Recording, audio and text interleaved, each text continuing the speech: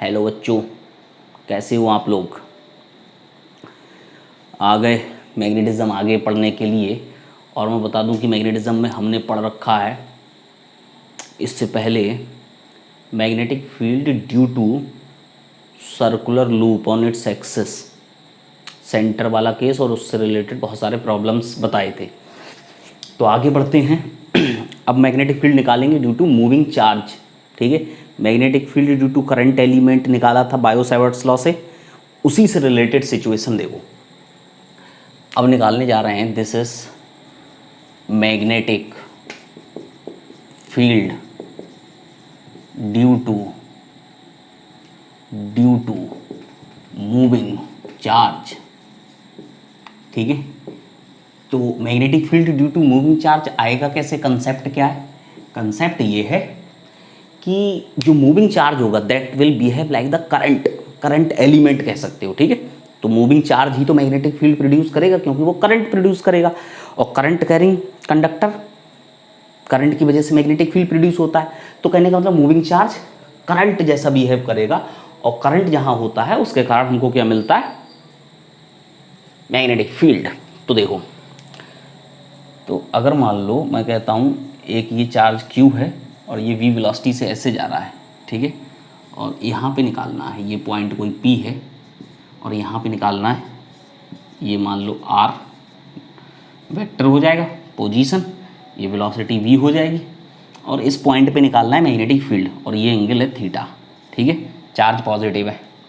तो देखो magnetic field अगर तुम लोगों को याद हो तो मैग्नेटिक फील्ड क्या होता था, मैग्नेटिक फील्ड करंट एलिमेंट के कारण लिख के देखें तो करंट एलिमेंट के कारण आता था B=μ0/4π, this is IdL cross R over RQ, ऐसे आता था। या फिर B=μ0/4π IdL sign theta over, ऐसे लिखते थे। ठीक है, तो इसमें देखो क्या करेंगे, इसको भी ऐसे ही। ठीक है, चार्ज पार्टिकल मूव कर रहेगा, चार्ज पार्टिकल जो मूव कर रहा है वो करंट एलिमेंट की तरह बिहेव करेगा, करंट एलिमेंट की तरह। तो देखो उसी इक्वेशन को थोड़ा सा मॉडिफाई कर लो। ठीक है, देखो कैसे, दिस इज B=μ0/4π, आई को तोड़ लो, I क्या हो जाएगा, this is just like dQ/dt। ठीक है, इंटू DL, सही है, DL cross R over RQ। तो B आ जाएगा μ0/4π। वैसे तो डायरेक्ट इक्वेशन लिख देते हैं बायो-सैवर्ट लॉ से ही, ठीक है, लेकिन मैं तुमको बता दे रहा हूँ उसी से एडिट करने से आ जाता है। तो μ0/4π DL/dt क्या हो जाएगा, V। ठीक है, तो हो जाएगा Q V cross R over RQ। ये इक्वेशन है, this will be the equation magnetic field due to moving charge. देखो कैसे निकाल रहे हैं, सिंपल। ठीक है, तो अपनी जो बायो-सैवर्ट लॉ की इक्वेशन है वेक्टर वाली, चुपचाप उसी उठाओ, करंट को चार्ज से रिप्लेस कर दो, I=dQ/dt होता है, dQ को Q लिख सकते हो, वो एक ही बात है। This is Q and DL/dt velocity बन जाएगा, वेलोसिटी क्रॉस R इस तरीके से दिखेगा। ठीक है, अब डायरेक्शन किधर होगी, ये तो मैग्नीट्यूड वाला तरीका हो गया। डायरेक्शन ऑफ मैग्नेटिक फील्ड होगी किधर, तो भाई क्रॉस प्रोडक्ट, तो V क्रॉस R से अंदर की तरफ, तो किधर हो गई, inward by cross product rule. अब ये तो तुमको पता ही है कि क्रॉस प्रोडक्ट कैसे लगाया जाता है, तो उस पर बहुत ज़्यादा डिस्कशन नहीं कर रहे। ठीक है, सिंपल है, V क्रॉस R, तो अंदर आएगा तो इनवर्ड आ गया, inward by cross product rule. ठीक है, अब देखो एक बात समझो। ठीक है, इसकी तो मुझको कोई ज़रूरत थी नहीं इस इक्वेशन की, ये तो तुम्हें टाइम पास कराने के लिए लिख दी कि मौज करो, इसे देखो और एंजॉय लो। लेकिन काम की इक्वेशन तो ये वाली थी, this is from bio-Savart law, bio-Savart law की इक्वेशन थी ये वाली। ठीक, अब आगे बढ़ते हैं और बात को समझते हैं। देखो काम की बात एक और, बहुत सारे क्वेश्चन होंगे, बहुत सारे क्वेश्चन होंगे, और ऐसी इक्वेशंस यहाँ पे सबसे ज़्यादा ऐसी इक्वेशंस मिल रही हैं जिनमें क्रॉस प्रोडक्ट मिल रहा है और ये वेक्टर आ रहा है। ठीक है, तो एक बात तो क्लियर है कि ये बातें तुम हमेशा याद रखोगे हर एक में, कि magnetic field this is perpendicular to velocity, magnetic field is perpendicular to R, इन दोनों के परपेंडिकुलर आएगा। तो एक बात हो सकती है कि मैग्नेटिक फील्ड और वेलोसिटी इन दोनों का डॉट प्रोडक्ट कितना होगा 0, मैग्नेटिक फील्ड और पोजीशन वेक्टर का डॉट प्रोडक्ट कितना होगा 0। इनडायरेक्ट क्वेश्चन पूछा जा सकता है। इनडायरेक्ट क्वेश्चन कैसे पूछा जा सकता है कि देखो एक चीज़ तो वेक्टर वाला क्वेश्चन बना सकता हूँ मैं। क्वेश्चन क्या है यहाँ पे, बहुत छोटा सा क्वेश्चन यहाँ बना रहा हूँ और छोटा सा क्वेश्चन यहाँ समझ लो। छोटा सा क्वेश्चन क्या, ये कंसेप्ट पकड़ में आ रहा है, डॉट प्रोडक्ट 0, दो वेक्टर परपेंडिकुलर होते हैं तो उनका डॉट प्रोडक्ट कितना होता है 0। तो भैया ये तो इन दोनों के प्लेन के परपेंडिकुलर आता है, अंदर है तो दोनों के परपेंडिकुलर होगा तो दोनों के साथ डॉट प्रोडक्ट 0 होगा। और इस बेसिक कंसेप्ट में क्वेश्चन कैसा बनता है, क्वेश्चन बनता है ऐसे, वहाँ जगह है वहाँ क्वेश्चन बन रहा है, ठीक है। क्वेश्चन देखो कैसे बनेगा, क्वेश्चन ऐसे पूछा जाता है कि मान लो if velocity vector 2i + 4j, velocity vector 2i + 4j, ठीक है। 2i प्लस कुछ और ले रहे हैं, xj ले रहे हैं, ठीक है, क्योंकि वेलोसिटी पॉजिटिव नेगेटिव कुछ भी हो सकती है। और मैं कहता हूँ मैग्नेटिक फील्ड है 10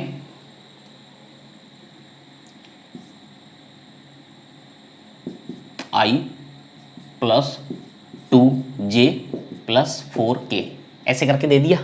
अब कहा x की वैल्यू बता दो, ठीक है। और कहानी सुना दी तुमको अच्छे से, कहानी सुनाई कि एक चार्ज पार्टिकल है जो कि मूव कर रहा है, उसकी वेलोसिटी दे दी, उसका मैग्नेटिक फील्ड दे दिया। अब x की वैल्यू बताओ।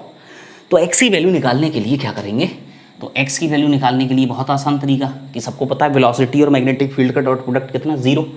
तो हम कहेंगे वेलोसिटी और मैग्नेटिक फील्ड का डॉट प्रोडक्ट 0 है, तो डॉट प्रोडक्ट निकालो। आई को आई से मल्टीप्लाई करो 20 आया, जे को जे से मल्टीप्लाई करो +2x आया, ठीक है। और k को k से मल्टीप्लाई करोगे तो k तो है ही नहीं, उधर तो k 0 है तो 0 हो जाए, दैट इज इक्वल टू 0। तो x इज इक्वल टू कितना आया -10, तो मिल जाएगा। तो देखो कौन सा वेक्टर का क्वेश्चन कहाँ घुसा दिया मैग्नेटिक फील्ड में। तो ऐसे क्वेश्चन पूछे जाएंगे, बिल्कुल तुमको करना है, करते रहो, बेसिक चीज़ पकड़ लो। मैं आर दे सकता हूँ कि वो पोजीशन वेक्टर मैग्नेटिक फील्ड वो है, वहाँ पे कोई एक दे दिया और पूछ लिया कोई भी, यहाँ पे कांस्टेंट लगा दिया c, तो उसकी वैल्यू बताओ, ठीक है। ऐसे अच्छे क्वेश्चन होंगे, नोट कर लो, नोट कर लो। मिटा दें, कर लिया होगा नोट, समझ में आया, ठीक है, कैसे करके इसको रिप्लेस किया। अब देखो magnetic field due to moving charge आ गया, और यहाँ से तो ये जो डॉट प्रोडक्ट वाले कंसेप्ट है ये हर एक इक्वेशन के लिए वैलिड है, ठीक है। कंसेप्ट कहाँ से निकाल लिया है वो तो तुमको पता ही है, वेक्टर में घुमा दिया है इस क्वेश्चन को, तो बच्चे को कभी कभी ना होश ही नहीं आता कि क्या बात चल रही है, ठीक। अब हम निकालने जा रहे हैं, now we are interested to calculate the force on moving charge, force on moving charge in magnetic field. तो हेडिंग डालो, force on moving charge in uniform magnetic field, ठीक है। देखने में तो तुमको लग रहा होगा कि ये ऐसी टॉपिक है, मैं तुमको बता दूं मोस्ट इंपॉर्टेंट टॉपिक है, बहुत ज़्यादा क्वेश्चन पूछे जाते हैं इस टॉपिक से, ठीक है। तो देखो इसको समझने के लिए मैं क्या करता हूँ, इधर से डायग्राम को यहाँ बनाता हूँ, ठीक। इधर देखो ऊपर x एक्सेस y एक्सेस, ऐसे कोई चार्ज पार्टिकल एंटर किया, velocity v, charge q, magnetic field v, angle theta, ठीक। एक चार्ज पार्टिकल एंटर कर रहा है और पॉजिटिव चार्ज है, v वेलोसिटी से एंटर कर रहा है मैग्नेटिक फील्ड से थीटा एंगल पे, ठीक। अब इसका ये कंपोनेंट ये आएगा, ये वाला कंपोनेंट मैं बोलता हूँ this is v1 is equal to v cos theta. दूसरा कंपोनेंट ये आएगा और ये होगा v2 is equal to v sin theta. इसको v परपेंडिकुलर भी बोलेंगे और इसको v पैरेलल भी बोलते हैं, ठीक। मिल गया। अब देखो ये बोला कि एक्सपेरिमेंटली वहाँ पे देखा गया बार बार एक्सपेरिमेंट किया, मैग्नेटिक फील्ड लगा लिया, मैग्नेटिक फील्ड लगाने के बाद चार्ज पार्टिकल को एंटर कराया, उसका चार्ज पॉजिटिव चार्ज है, दिस इज पॉजिटिव चार्ज इस समय, तो पॉजिटिव चार्ज, ठीक है। तो वहाँ देखा गया कि जो फोर्स था that is directly proportional to magnitude of charge, heavy charge लोगे तो ज़्यादा फोर्स लगता था मैग्नेटिक फील्ड में। दूसरा, this is directly proportional to magnitude of magnetic field, this is also directly proportional to v sine theta, मतलब perpendicular component. Perpendicular component किससे? Velocity का ये वाला कंपोनेंट परपेंडिकुलर किसके? मैग्नेटिक फील्ड के रिस्पेक्ट में बोल रहे हैं। जो मैग्नेटिक फील्ड के पैरेलल है वो पैरेलल कंपोनेंट, जो मैग्नेटिक फील्ड के परपेंडिकुलर है वो परपेंडिकुलर कंपोनेंट, ठीक है। तो इनको सबको मिला दिया तो F is equals to Q B B sine theta आ गया, तो कांस्टेंट लगा लो, this is Q B B sine theta आ गया, कांस्टेंट की वैल्यू 1 होती है, this is Q B B sine theta आ गई इक्वेशन, ठीक है। ये फोर्स की पहली इक्वेशन आ गई and this is the force. इस फोर्स को बेसिकली मैग्नेटिक फोर्स बोला जाता है, ठीक है, this is called magnetic force. अब क्या करें, अब फोर्स एक वेक्टर क्वांटिटी तो उसकी डायरेक्शन निकाल लेते हैं, ठीक है। तो डायरेक्शन ऑफ फोर्स, ठीक है, फोर्स की डायरेक्शन क्या होगी, तो इसके लिए ऐसे करके लिख लो, F is equals to Q. देखो दो वेक्टर हैं, एक वेलोसिटी वेक्टर दूसरा मैग्नेटिक फील्ड वेक्टर, और साइन थीटा से मल्टीप्लाई हो रहे हैं और मल्टीप्लाई होके एक वेक्टर दे रहे हैं, तो वो क्रॉस प्रोडक्ट से मल्टीप्लाई हो रहे होंगे, ठीक है। और एकदम ये क्रॉस प्रोडक्ट लगाने पे जो डायरेक्शन एक्चुअल में मिल रही थी फोर्स की, जिस डायरेक्शन में पार्टिकल पे फोर्स लग रहा था वो क्रॉस प्रोडक्ट से वेरीफाई हो रही थी, ठीक है। तो वो लगा दिया कि cross product V V sine theta है, तो ये हमेशा मल्टीप्लाई होके दो वेक्टर, उनमें साइन थीटा होता है, मल्टीप्लाई होके एक वेक्टर देते हैं तो क्रॉस प्रोडक्ट होता है। तो क्रॉस प्रोडक्ट, अब तुम सोचोगे बी क्रॉस वी क्यों नहीं लिखा, तो बी क्रॉस वी इसलिए नहीं लिखा क्योंकि वो जो डायरेक्शन है, इस इक्वेशन से जो डायरेक्शन आनी चाहिए वो एक्चुअल डायरेक्शन से मैच करनी चाहिए, तो वो ऐसे मैच करती थी अगर बी क्रॉस बी लिखा जाता था, ठीक है। तो ये आ गया, तो डायरेक्शन यहाँ पे किधर होगी, यहाँ पे होगी इनवर्ड, ठीक है, किस रूल से, क्रॉस प्रोडक्ट से, क्रॉस प्रोडक्ट रूल से, ठीक है, आ गई। अब कुछ स्पेशल केसेस देखो यहाँ पे, स्पेशल केसेस क्या, पहला, if Q is equals to 0, Q is equals to 0 का मतलब ये तो मिटा दूंगा, ठीक है, ये सब मिटा दूं, ठीक है। स्पेशल केसेस ऊपर लिख ले रहे हैं, देखो स्पेशल केसेस, स्पेशल केसेस में पहला, if Q is equals to 0 means uncharged, means uncharged particle. अगर अनचार्ज पार्टिकल है तो चार्ज 0, तो उस पर फोर्स कितना हो जाएगा 0, क्योंकि ये वाली इक्वेशन इसीलिए मिटाई नहीं, तो वहाँ पे फोर्स कितना हो जाएगा 0, ठीक है। Means no force on neutron photon type particle, ठीक है। मतलब जिन पे चार्ज नहीं होगा उन पे मैग्नेटिक फील्ड में कोई भी फोर्स नहीं लगता है, ठीक। दूसरा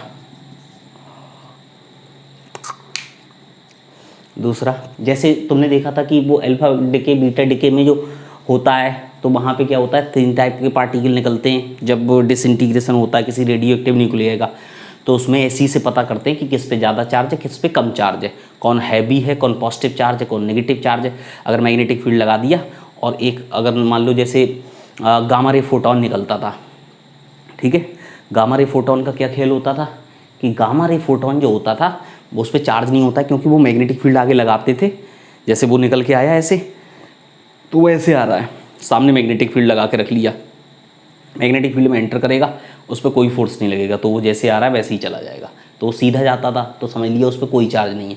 कुछ पार्टिकल ऐसे थे जो कि ऐसे करके एक साइड को मुड़ जाते थे, ठीक है, तो वो डायरेक्शन देख ली इस रूल से, क्रॉस प्रोडक्ट रूल से, तो पता चल गया वो पॉजिटिव है। दूसरा उसके अपोजिट जाते थे तो पता चल गया उस पर चार्ज नेगेटिव होगा, ठीक है। तो कहने का मतलब वहाँ से वो एक्सपेरिमेंट तुम लोगों को अभी तुम आगे पढ़ोगे, अगर तुमने अभी नहीं पढ़ा होगा, थोड़ा बहुत केमिस्ट्री में पढ़ते हैं, लेकिन फिजिक्स में आगे पढ़ेंगे, मॉडर्न फिजिक्स में, ठीक है। तो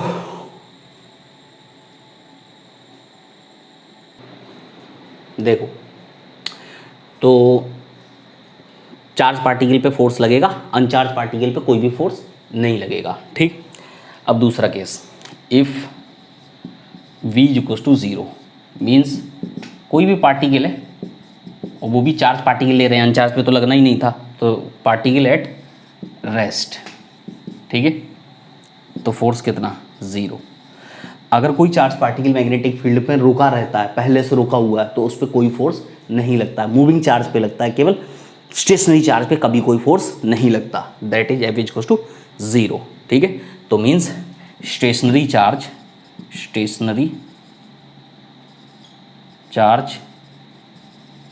एक्सपीरियंसेस नो फोर्स, ठीक। तीसरा केस क्या कि मान लो, अगर मान लो थीटा इज इक्वल्स टू 0 या फिर थीटा इज इक्वल्स टू 180, ये है पैरेलल और ये है एंटी पैरेलल, ठीक है। तो इसका मतलब हुआ इफ चार्ज पार्टिकल देख रहा है, if charge particle enters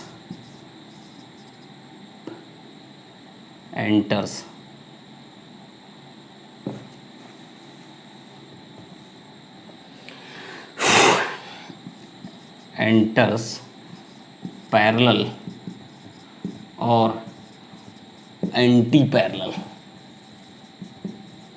to field, तो फोर्स कितना, 0, तो उस पर कोई फोर्स नहीं लगता है, ठीक। तो और देखो, maximum force if theta is equals to 90 degree, force will be maximum, और ये हो जाएगा QVB, ठीक है। तो मैक्सिमम फोर्स के लिए पार्टिकल कैसे एंटर करे, perpendicular to the field, because theta is always taken from the magnetic field, ठीक है। बोलो, आई बात समझ में, ठीक है। ये हो गया, ठीक है, स्पेशल केसेस लिख लिए। अब देखो,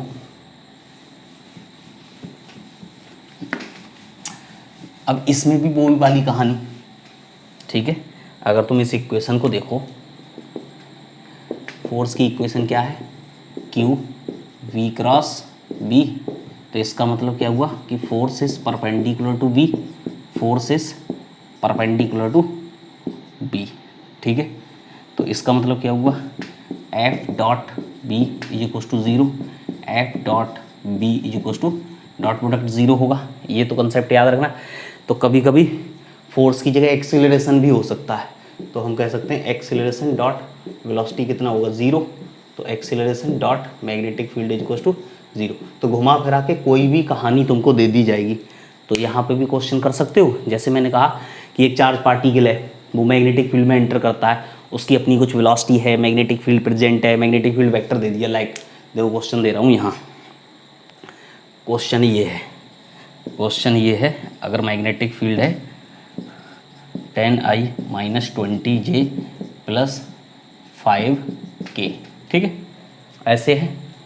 और मैं कहता हूँ अगर एक्सीलरेशन है, acceleration of that charge particle, ठीक है, वो है मान लो 4I प्लस XJ, ठीक है, इतना एक्सीलरेशन है, तो x की वैल्यू निकालो, ठीक है। कहानी दे दी कि चार्ज पार्टिकल एंटर करता है, मैग्नेटिक फील्ड में एंटर करता है, ठीक है, तो उस पर फोर्स लगता है, तो फोर्स के लिए मैंने इनडायरेक्ट एक्सीलरेशन दे दिया, फोर्स जरूरी थोड़ा फोर्स ही दिया जाए, मैंने एक्सीलरेशन दे दिया।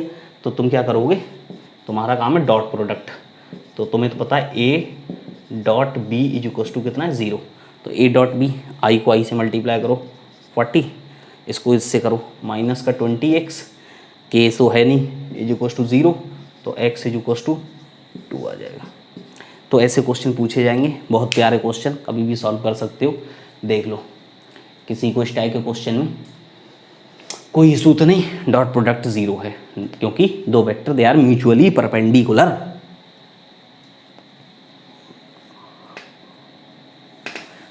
अब इसको हटा दे रहे हैं। अब हम देखेंगे path of a moving charge in uniform magnetic field. Path of moving charge in magnetic field, uniform लिख लो, यूनिफॉर्म मैग्नेटिक फील्ड, ठीक है। उसका पाथ कैसा होगा, तो उस पाथ को कैलकुलेट करने जा रहे हैं। तो देखो मान लो मैग्नेटिक फील्ड ऐसे है, ठीक है।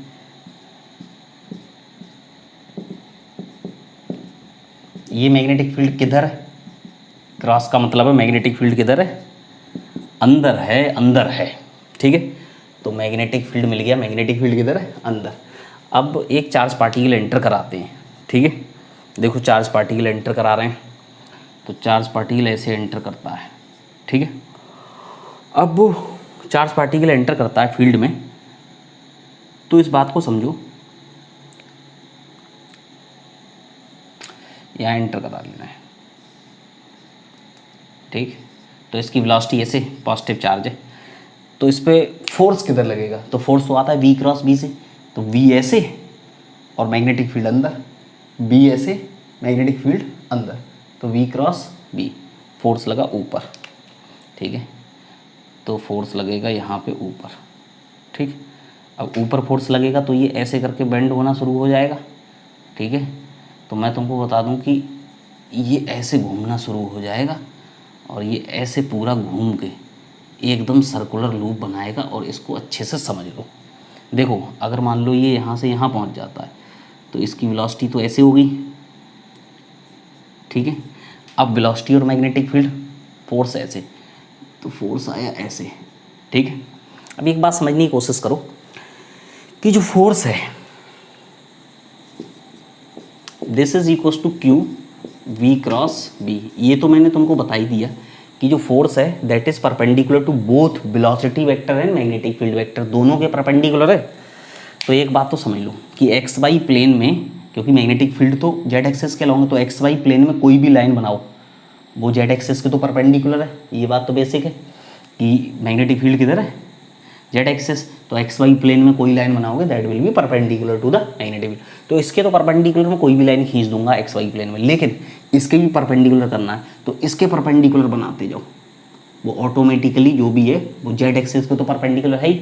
तो बस बाकी तो V क्रॉस B तुम्हें पता है, V ऐसे तो ऐसे लगा, ऐसे हो गया तो ऐसे लगा, ठीक है। अब यहाँ पहुँचा तो इसकी वेलोसिटी ऐसे है, ठीक है। तो ये ऐसे हो गया, ठीक है। यहाँ पहुँचा तो इसकी वेलोसिटी इधर है, ठीक है। तो ये फोर्स ऐसे लगा, और यहाँ पहुँचा तो इसकी वेलोसिटी ऐसे है, तो फोर्स लगा ऐसे, ठीक है। तो ये सेंटर की तरफ, तो देखो मैंने बना दिया इसका पाथ, लेकिन समझने के लिए तुम ऐसे समझ सकते हो कि जहाँ पे भी होगा, एक बात तो कन्फर्म है कि जैसे ऐसे जा रहा है तो फोर्स ये पहला वाला तो ऐसे लगा, तो ये ऐसे फोर्स के कारण ऐसे जाते जाते ऐसे घूमेगा कि नहीं, ऐसे हो गया तो ऐसे लगा। तो कहने का मतलब ये फोर्स हमेशा सेंटर की तरफ लगने की कोशिश करता है, ऐसे घूम के थोड़ा ऐसे हुए, यहाँ पहुँचा तो यहाँ से ऐसे तो इधर लगा। तो कहने का मतलब, अच्छा एक चीज़ और यहाँ पे साफ हो रही है कि ये जो फोर्स है that is always perpendicular to velocity vector, और वेलोसिटी वेक्टर के जो परपेंडिकुलर होता है that force never changes speed, वो स्पीड को कभी चेंज नहीं करता है। तो कहने का मतलब वो इसको सर्कुलर ट्रैक पे धीरे धीरे धीरे धीरे लेके जाएगा। ये मैंने तो कुछ पॉइंट लिए, तुम इंटरमीडिएट और भी पॉइंट लोगे तो एकदम सेंटर की तरफ आएगा हमेशा ऐसे करके फोर्स, ठीक है। तो ये वाला देखो वेलोसिटी ऐसे तो फोर्स ऐसे, वेलोसिटी ऐसे तो फोर्स ऐसे, तो सेंटर की तरफ आया, तो सेंटर की तरफ आया तो हम कहेंगे कि पार्टिकल किधर चला जाएगा। Now particle will execute circular motion, और वो भी कौन सी, uniform circular motion. Now particle execute uniform circular motion. अब यूनिफॉर्म सर्कुलर मोशन तुम जानते हो कि सर्कुलर मोशन कराने के लिए क्या चाहिए होता है, हमेशा सेंट्रीपिटल फोर्स। तो देखो स्पीड तो v रहती है, तो जो रिक्वायर्ड सेंट्रीपिटल फोर्स है, मान लो इसके सर्कुलर ट्रैक की ये जो रेडियस है ये r आ गई, ठीक है, इसको r मान लिया, तो जो सेंट्रीपिटल फोर्स mv²/r है वो किससे मिलेगा, QVV साइन 90 से। तो mv²/r is equals to QVV।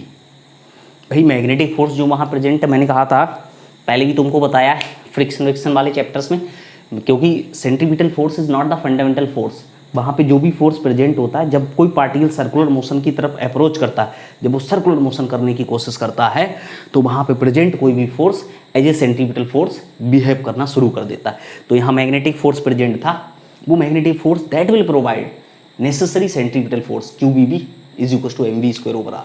तो ये v से ये v कट जाएगा, तो यहाँ से अगर r निकालोगे तो रेडियस आएगी। तो अक्सर रेडियस पूछी जाती है, और मोस्ट इंपॉर्टेंट इक्वेशन है कि radius of its circular path, this is radius of its circular path, ठीक है।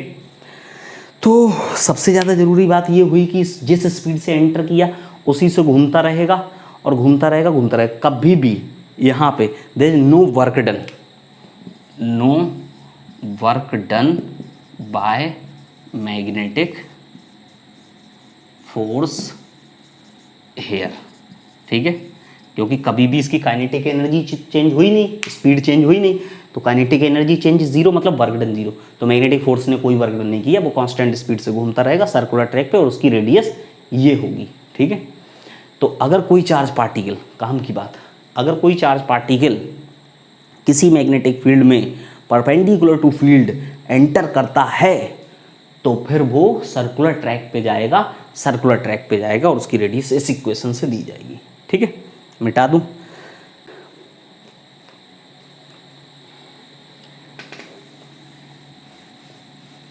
देखो डिफरेंट फॉर्मूला फॉर रेडियस के और भी फॉर्मूले हैं। एक तो ये तुमने पढ़ाई mv/qv।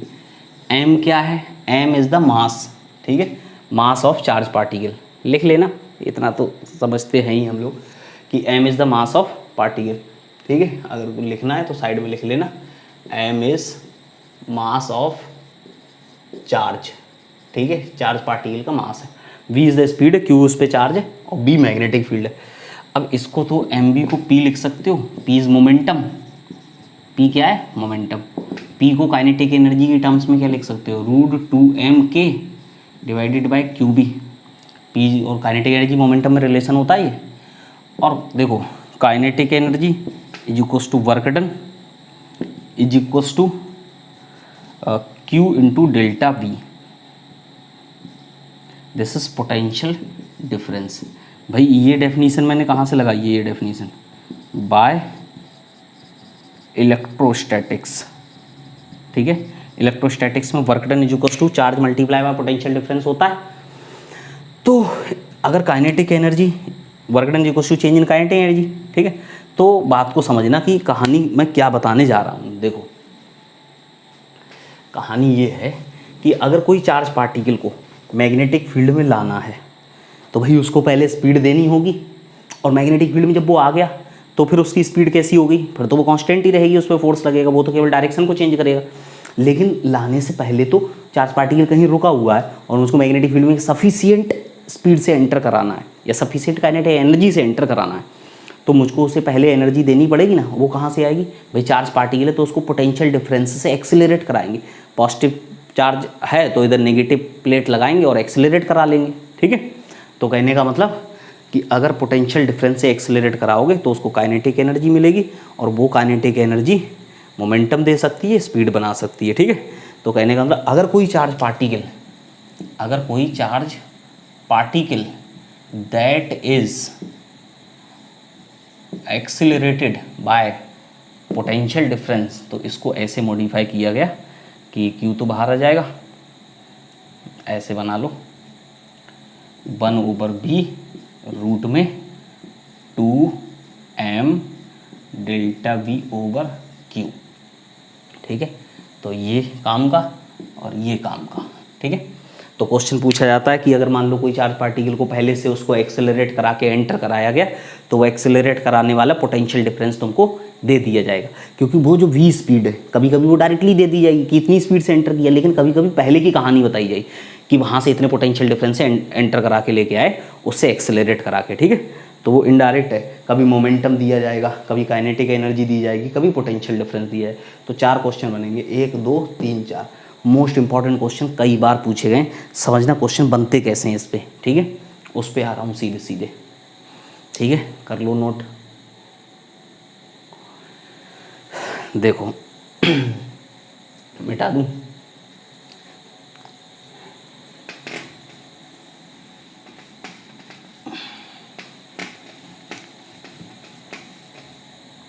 देखो अगर देखा जाए तो फॉर्मूला आ गया R = mv over QB P over QB root 2mk over QB या फिर 1/b root 2m delta V over Q। ये आ गया था। अब करते हैं, देखो पहला क्वेश्चन, एक है अल्फा पार्टिकल, ठीक है, और एक है प्रोटॉन। ठीक है, enters in same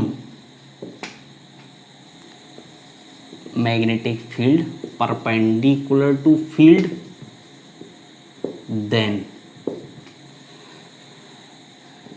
ratio of radius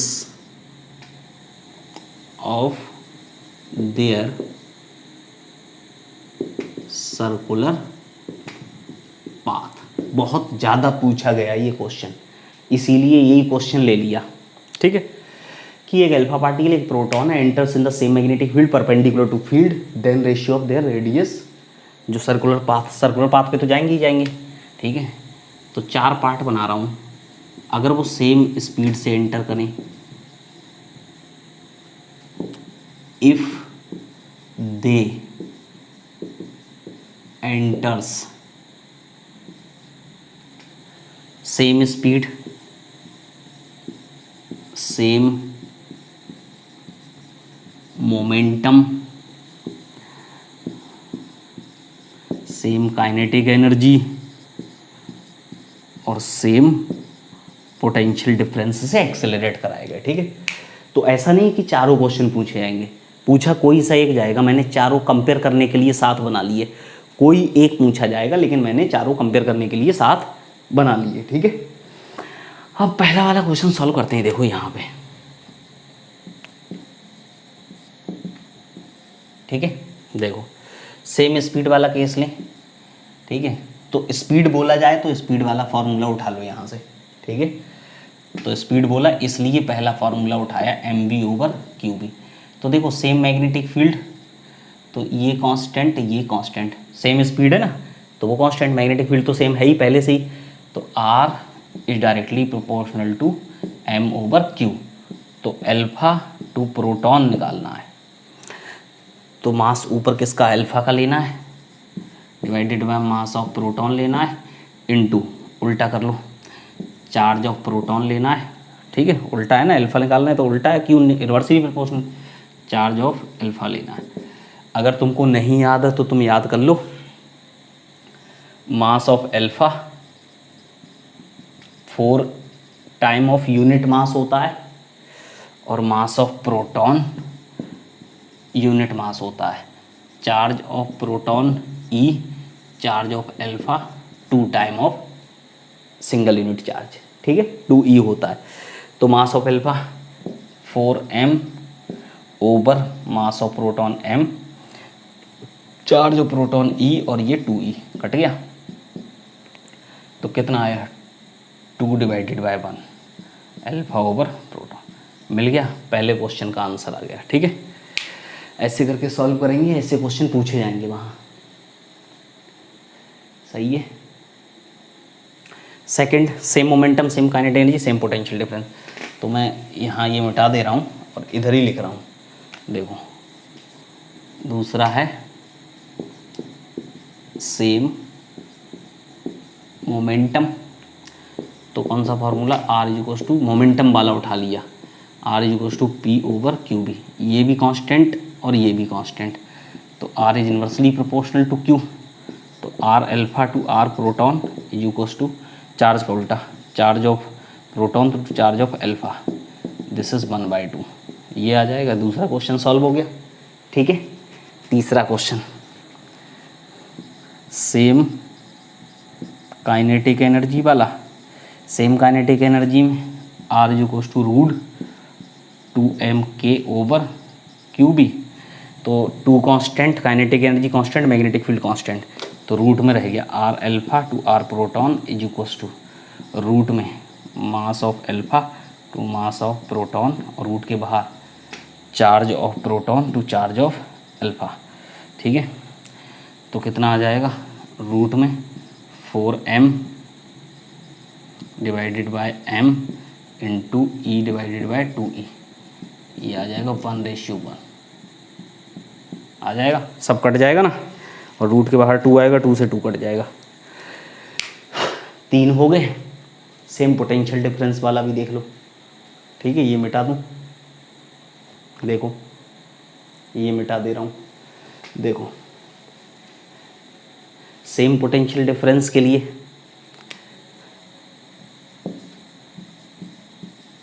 कि अगर दोनों को पहले से सेम पोटेंशियल डिफरेंस से एक्सेलरेट कराया गया और एक्सेलरेट करा के मैग्नेटिक फील्ड में एंटर कराया गया, तो ये वाला उठाओ आर, ये तो कांस्टेंट है ही, तो R is directly proportional to ये कांस्टेंट, तो रूट में है एम और क्यू भी रूट में, तो R of alpha to R of proton is equals to root में mass of alpha to mass of proton into उल्टा कर लो charge of proton to charge of alpha, तो कितना आया रूट में पूरा 4m over m into E over 2e cut जाएगा, तो रूट 2:1 आ जाएगा,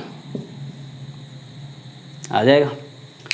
तो ऐसे क्वेश्चन पूछे जाएंगे, वाकई लाजवाब क्वेश्चन है। देखो जल्दी से पहचानो, नोट कर लो।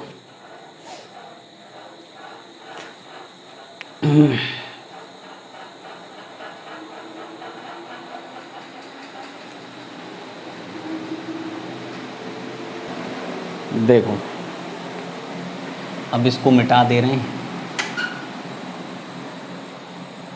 इसको मिटाते हैं।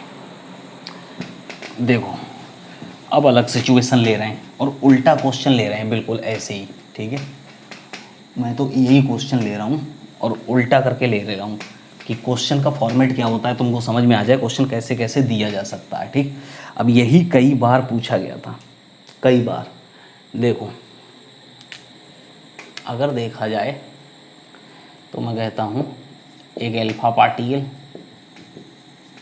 एंड प्रोटॉन, ठीक है, 2 हैं। मैं कहता हूँ उनकी रेडियस के रेशियो दे दिए, कहा अल्फा टू प्रोटॉन रेशियो है 1/2। ठीक है, तो वो कितनी स्पीड से, कितनी काइनेटिक एनर्जी से, कैसे कैसे एंटर करे होंगे। ठीक है, तो मैंने दे दिया। अब देखो पहला, तो v of alpha to v of proton, इसका रेशियो बताओ। ठीक है, तो देखो, तो स्पीड की बात हुई तो इक्वेशन कौन सी लानी, r is equals to M V over Q B, तो v के टर्म्स में इक्वेशन बना लो, v is equals to R Q B over m। Same magnetic field है ही, ठीक है, सेम मैग्नेटिक फील्ड है ही। अब देखो, और चार्ज, मास और रेडियस। ठीक, तो मैं तुमसे कह देता हूँ रेडियस अलग अलग। ठीक है, तो ऐसे लिखूँ V alpha to B of proton is equals to R alpha to R of proton into charge of alpha to charge of proton. Magnetic field तो वही है, mass of proton to mass of alpha. आई बात समझ? जो अलग अलग है वो लिख देंगे, ठीक है। तो अल्फा टू प्रोटॉन कितना है, ये 1/2, चार्ज अल्फा टू प्रोटॉन कितना है 2, मास प्रोटॉन टू अल्फा 1/4, ये नीचे 4 m ये m, तो ये 2 से 2 कट गया, तो आंसर कितना आया 1/4, V of alpha to V of proton. ये काम करने में किसी को कोई दिक्कत तो नहीं? कर सकते हो कि नहीं बोलो? ठीक है, एक और करा दे रहा हूँ, दूसरा क्वेश्चन इसमें कि मान लो वही है, उसी का पार्ट है, सब कुछ यही है, बस निकालना है kinetic energy of alpha to kinetic energy of proton. ठीक, तो क्या था, आर इज इक्वल्स टू √2mk/क्यूबी, ऐसे था। तो लिख लो R square Q square B square is equals to 2mk, तो k is equals to R square Q square B square over 2m। पहले k के टर्म्स में इक्वेशन को बना लो, बना लिया k के टर्म्स में, ठीक है।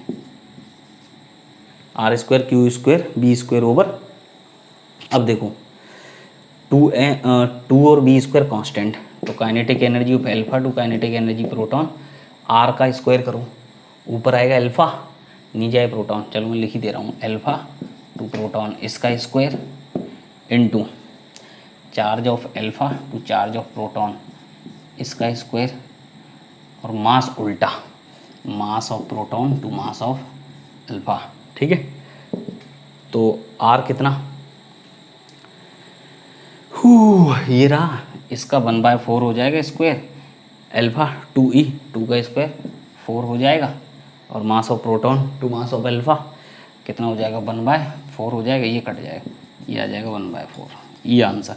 तो ऐसे करके आंसर्स वहाँ पे बना के लेके आने हैं, बात समझ में आ रही? तो मतलब क्वेश्चन एकदम फार्मूला बेस्ड है, जो कांस्टेंट है उसको गायब करो, जो कांस्टेंट नहीं है उनको रिलेशन बना लो, और रिलेशन बना के उनको सॉल्व कर लो, ठीक है। कर सकते हो इतना काम, इतना काम तो हो ही जाना चाहिए, बोलो समझे क्या? मिटा दूं? इसको मिटा देते हैं।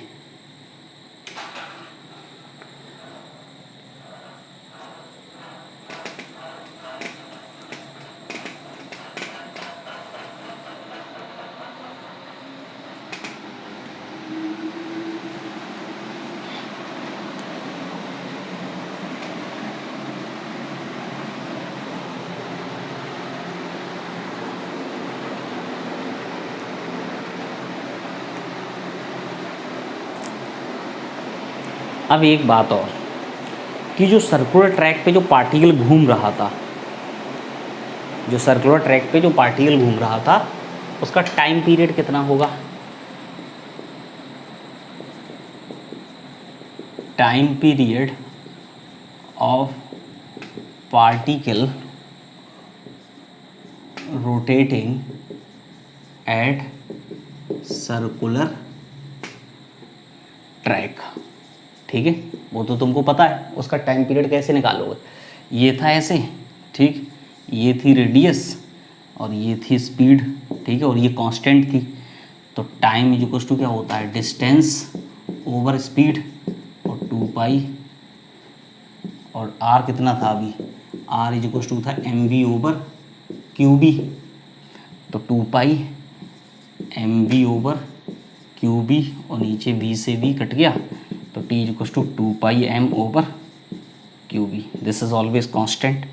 तो कभी अगर तुमसे टाइम पीरियड पूछा जाए उसका, तो तुम इस इक्वेशन से बता सकते हो। अगर फ्रीक्वेंसी पूछी जाए, फ्रीक्वेंसी कितनी, तो 1/, टाइम पीरियड होती है फ्रीक्वेंसी qb/2πm हो जाएगी। और अगर मैं तुमसे कहूँ उसकी एंगुलर वेलोसिटी ओमेगा कितनी होगी, omega is equals to v/r, ठीक है, या omega is equals to 2πf। भाई यूनिफॉर्म सर्कुलर मोशन के तो सारी इक्वेशन लग सकती है ना, सारी इक्वेशन लगा दी, इनकी जरूरत है, omega is equals to 2πf, तो हो जाएगा qb/m, ठीक है। यूनिफॉर्म सर्कुलर मोशन की सारी इक्वेशंस वैलिड हैं। अगर मैं तुमसे कहता हूँ एक चक्कर लगता है 10 सेकेंड में, ठीक है, एक छोटा सा क्वेश्चन लूंगा मैं, मिटा दूं। देखो अगर मैं तुमसे कहता हूं यूनिफॉर्म सर्कुलर मोशन के सारे फॉर्मूले वैलिड हैं, अगर एक छोटा सा क्वेश्चन ले लूं, इफ 1 revolution टेक्स मान लो 100 सेकेंड, ठीक है, then time taken by charge particle to cover π/3 angle. तो सिंपल है, सबको पता भाई 360 में 100 सेकेंड, ठीक है, तो 60 में 100, 360 और 60, ठीक है, तो कितना हो गया 100/6, 50/3 सेकेंड्स लगेंगे। तो वो सब पता चल जाता है कि 60 डिग्री कवर करने में कितना टाइम लगेगा, ठीक है। तो ये तो कुछ नहीं है, ये तो सिंपल क्या है, ये केवल इतनी सी बात है कि यूनिफॉर्म सर्कुलर मोशन के फॉर्मूले लगा रहा हूँ मैं बस, ठीक है। तो मैं इसको मिटा सकता हूँ। तो मैं तो ये रियलाइज़ करा रहा था यहाँ पे कि यूनिफॉर्म सर्कुलर मोशन के फॉर्मूले वैलिड हैं, तो उनको लगाने में कोई बुराई नहीं है, ठीक है। इसको मैं मिटा दूँ।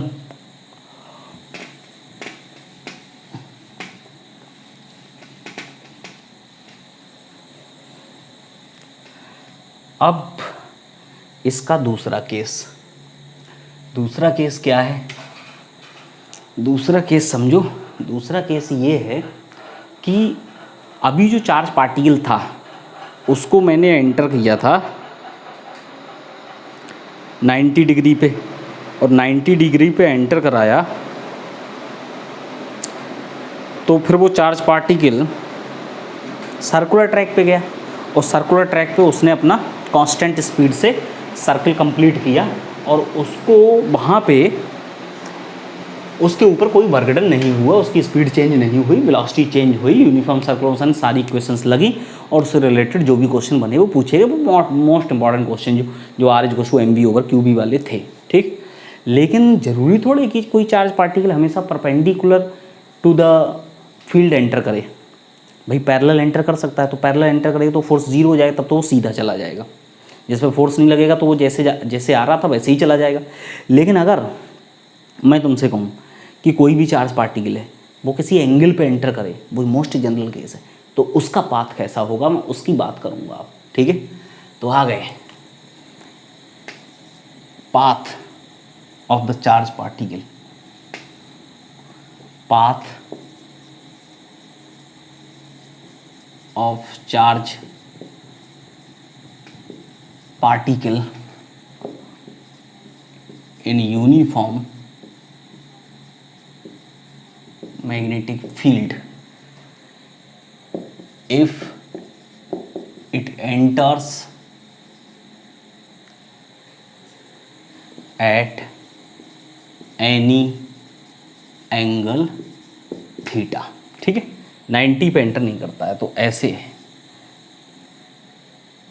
सीधी है, चलो लग तो रही है। अब देखो मैंने क्या किया कि ऐसे लिया और ऐसे लिया मैग्नेटिक फील्ड, ठीक है, दिस इज मैग्नेटिक फील्ड, और ये रही इसकी वेलोसिटी, और ये एंगल थीटा, ये वही केस एकदम। और मेरे काम का एक ये, ठीक, ये आया था, this is v2 v sin theta means v perpendicular, और ये वाला कितना आया था v1 v cos थीटा, ठीक, ऐसे था। अब देखो ध्यान से, भाई इसके कारण तो कोई फोर्स नहीं लगेगा पैरेलल कंपोनेंट के कारण, तो मैं कहता हूँ पहली बात यहाँ लिख दी जाए due to parallel component of velocity, no force on charge, hence it moves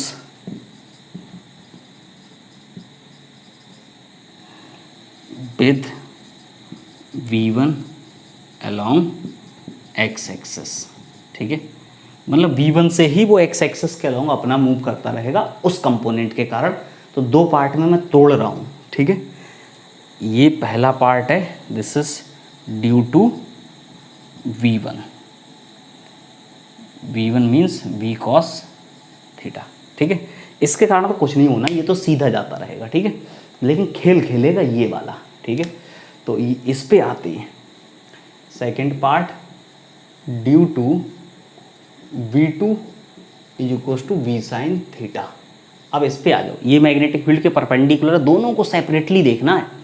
ठीक है, पैरेलल वाले को जो मैग्नेटिक फील्ड के अलॉन्ग है उसको अलग देख लिया, वो कोई फोर्स नहीं लगाएगा, वो सीधे जाएगा, उसके कारण वो स्ट्रेट लाइन करेगा।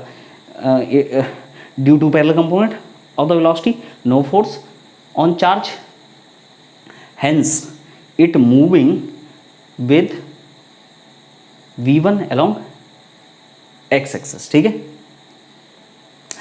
अब v2 equal to v sine theta, इसके कारण, तो इसके कारण देखो समझदारी में क्या है, मैग्नेटिक फील्ड को अंदर कर देता हूँ, मैं ऐसे करके घुमा देता हूँ, जो x एक्सेस ऐसे ऐसे उसको अंदर घुमा देता हूँ, और तो जो z एक्सेस यहाँ है, जैसे x एक्सेस ये है, अगर x एक्सेस किधर है, ये है, और z एक्सेस इधर है, x एक्सेस ये है, z एक्सेस बाहर है, तो मैं ऐसे घुमा देता हूँ, वो अंदर चला जाएगा तो z एक्सेस इधर आ जाएगा। ठीक है, तो देखो ध्यान से कि अगर देखा जाए तो मैग्नेटिक फील्ड किधर है, मैग्नेटिक फील्ड अब अंदर चला गया, और अंदर क्या है, अंदर की तरफ x एक्सेस है, अंदर की तरफ कौन है, x एक्सेस, वो बना दिया उधर, अंदर की तरफ x एक्सेस है। ठीक है, तो अंदर की तरफ x एक्सेस, तो x एक्सेस के अलॉन्ग मैग्नेटिक फील्ड था, तो वो तो आ गया। ठीक, अब x एक्सेस, अब y एक्सेस के अलॉन्ग इसकी वेलोसिटी है। ठीक है, तो देखो वेलोसिटी ये, तो फोर्स किधर लगेगा, नेगेटिव z एक्सेस के अलॉन्ग। ठीक है, तो नेगेटिव z एक्सेस किधर होगा, नेगेटिव z एक्सेस होगा, देखो वेलोसिटी किधर, वेलोसिटी है y एक्सेस के अलॉन्ग ऊपर मैग्नेटिक फील्ड, तो फोर्स लगेगा इधर। ठीक है, तो फोर्स किधर लगेगा, इधर। भाई पॉजिटिव z एक्सेस तो इधर हो गया, तो नेगेटिव इधर हो जाएगा। तो देखो ऐसे, अगर कोई चार्ज पार्टिकल ऐसे करके एंटर करता है v वेलोसिटी से, ठीक, तो मैं कहूँगा कि ये ऐसे ऐसे ऐसे ऐसे घूमता जाएगा। अब तुम कहोगे ये पता कैसे चल रहा है, तो मैं तुमसे ये कहूँगा कि ये पहले सीख रखा है, जो मैंने परपेंडिकुलर वाला केस सिखाया था ये वही है। भाई इसको तो मैंने अलग सॉल्व कर लिया, अलग अलग के भूल गया, अलग रख के, ये बचा एक अकेला मैग्नेटिक फील्ड के कैसे परपेंडिकुलर, तो उसके कारण कैसे करेगा, सर्कुलर। फिर बाद में दोनों को जोड़ देंगे, दोनों अलग अलग कर रहे हैं, पहला और दूसरा केस। तो इसकी वेलोसिटी ये v नहीं है, ये v2 है, v2 इक्वल्स टू क्या है, v साइन थीटा। ठीक है, तो इसके कारण सबको पता है कि फोर्स तो ऐसे ही लगेगा, यहाँ पहुँचेगा तो ऐसे, तो फोर्स ऐसे लगेगा, यहाँ पहुँचेगा तो ऐसे, तो फोर्स ऐसे लगेगा। ठीक है, इस तरीके से सेंटर की तरफ लगता रहेगा, यहाँ पहुँचेगा तो ऐसे और ऐसे। ठीक है, ये इसके सर्कुलर ट्रैक की रेडियस बन जाएगी, और सबको पता है वो रेडियस लिखना आता है। ठीक है, तो मैं कहूँगा Q V B is equals to M V square over R. V की जगह क्या चलेगा, वी की जगह चलेगा v2 केवल, क्योंकि v2 है परपेंडिकुलर वाली वेलोसिटी। तो परपेंडिकुलर वाला केस ही तो सॉल्व कर रहा हूँ, तो v2 से v2 कट गया, तो यहाँ से r इज इक्वल्स टू आया M v2 over Q B, मतलब सब कुछ वही है, बस v की जगह v2 चल रहा है, इसीलिए वो केस मैंने अलग करा दिया था, जिससे ये तुमको काफ़ी हद तक आसान लगेगा। ठीक है, तो r इज इक्वल्स टू कितना आ जाएगा, M V sine theta over Q B, बाद में v2 की वैल्यू रख देंगे, v2 equals to V sine theta है। ठीक है, तो due to perpendicular component charge will execute circular motion, क्या करेगा? सर्कुलर मोशन, सर्कुलर मोशन, ठीक है। अब दोनों को मिलाओ, दोनों जुड़ेंगे, इसका मतलब क्या हुआ? अच्छा, सर्कुलर मोशन है किधर? सर्कुलर मोशन है कौन से प्लेन में, ये समझो। ये कौन सा प्लेन है भाई? एक्स एक्सिस अंदर है, तो ये हुआ circular motion in Y Z plane, मतलब perpendicular to B. Magnetic field के परपेंडिकुलर वाले प्लेन में ये सर्कुलर करेगा। सारी बातों को ध्यान से सुनो। क्या है कि मैग्नेटिक फील्ड के परपेंडिकुलर वाले प्लेन में, मैग्नेटिक फील्ड के परपेंडिकुलर वाले प्लेन में ये क्या करेगा? ये करेगा सर्कुलर मोशन, ठीक है। तो मैग्नेटिक फील्ड के परपेंडिकुलर वाले प्लेन में, मैग्नेटिक फील्ड एक्स एक्सिस के लॉन्ग, तो ये वाई जेड प्लेन में करेगा। वो तुमको दिख ही रहा है, एक्स एक्सिस तो अंदर चला गया, तो ये वाई जेड प्लेन में कर रहा है, ठीक। तो ये आ गया। तो पैरेलल कंपोनेंट के कारण स्ट्रेट लाइन और परपेंडिकुलर कंपोनेंट के कारण सर्कुलर। तो पैरेलल कंपोनेंट के कारण एक्स एक्सिस के लॉन्ग स्ट्रेट लाइन, ठीक। तो एक्चुअल में ये वाई जेड प्लेन में ऐसे घूम रहा है और एक्स एक्सिस के लॉन्ग तो जा ही रहा है। एक्स एक्सिस के लॉन्ग कितनी वेलोसिटी है? v1 v cos थीटा, तो ये उसके लॉन्ग तो जा ही रहा है, वो तो आगे जा रहा है ऐसे। अगर मैंने एक्स एक्सिस अंदर मान लिया है तो ये अंदर जा रहा है ऐसे, ये अंदर जा रहा है तुम्हारी तरफ मान लूँ, जो अंदर वाला उसे बाहर मान लूँ, तो ये बाहर आ रहा है ऐसे, और ये साथ साथ ऐसे घूम रहा है। वो जो बाहर वाला एक्स एक्सिस है तुम्हारी तरफ अभी, तो उसके परपेंडिकुलर ऐसे घूमते हुए बाहर आ रहा है ऐसे, मतलब एक्स एक्सिस के पैरेलल ये ऐसे घूमते घूमते आगे आ रहा है। तो सर्कुलर प्लस स्ट्रेट लाइन दोनों को मिला के ये मोशन कर रहा है। तुम कहोगे यार ये कितना टफ है, इसीलिए मैंने सेपरेट कर लिया था। मैंने सर्कुलर वाला तुमको पहले अलग से करा दिया जिससे वो टफ ना लगे, और दोनों को जोड़ना है बस, ठीक है। तो मैं कहूँगा combine effect is equals to straight line X axis के लॉन्ग प्लस, इसको तो मिटा ही दूँ, ठीक है, जिससे ये बात अच्छे से लिखी जाए। कंक्लूजन है ये, ठीक है। सही से नहीं लिखा जाएगा तो कन्फ्यूजन हो जाएगा, अभी तो कंक्लूजन। तो कंबाइन इफेक्ट क्या होगा? Straight line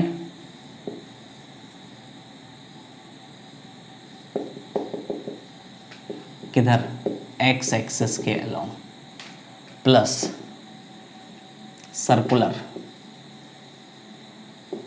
Y Z plane, ठीक है। तो इसको बोलते हैं हेलिकल। हेलिकल, हेलिकल ऐसा होता है स्प्रिंग टाइप का, ऐसा ऐसे करके होगा, मतलब आगे भी जाएगा घूमता भी रहेगा, ठीक है। तो वो कैसे बनाया जाए? तो यहाँ ऐसे बनाया जाए वो, ठीक है। देखो यहाँ से चला और इसके कारण ऐसे घूमेगा, ठीक है। तो मैग्नेटिक फील्ड एक्चुअल में ऐसे था, वेलोसिटी वाला ये वाला कंपोनेंट तो इधर था v2, ठीक है। तो v2 क्रॉस v अंदर लगा था, ठीक है। तो ये ऐसे करके घूमा ऐसे। तो तुम देखो कि अगर तुमने देखा था जहाँ से ये एंटर किया, ठीक है, यहाँ से ये ऐसे घूम के ऐसे आया, ऐसे घूम रहा है, ठीक है। तो कहने का मतलब जहाँ से एंटर किया उसके नीचे तक गया, ठीक। तो तुम देखो वेलोसिटी सेंटर इसका इधर बनेगा, जस्ट इसके सामने, तो ये ऐसे घूमता हुआ जाएगा ऐसे,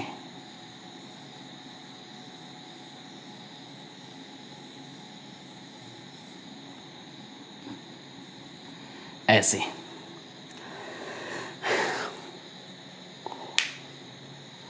भाई जहाँ से एंटर कर रहा है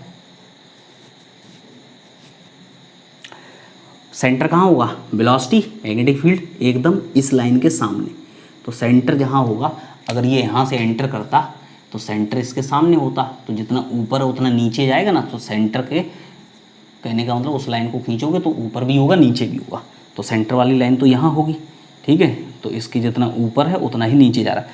तो इसमें दो चीज़ें समझते हैं, एक तो इसका टाइम पीरियड, दूसरा होता है इसका ये जो डिस्टेंस होती है, ये इसे बोलते हैं पिच ऑफ हेलिक्स, ठीक है। तो ये हेलिकल पाथ हो गया।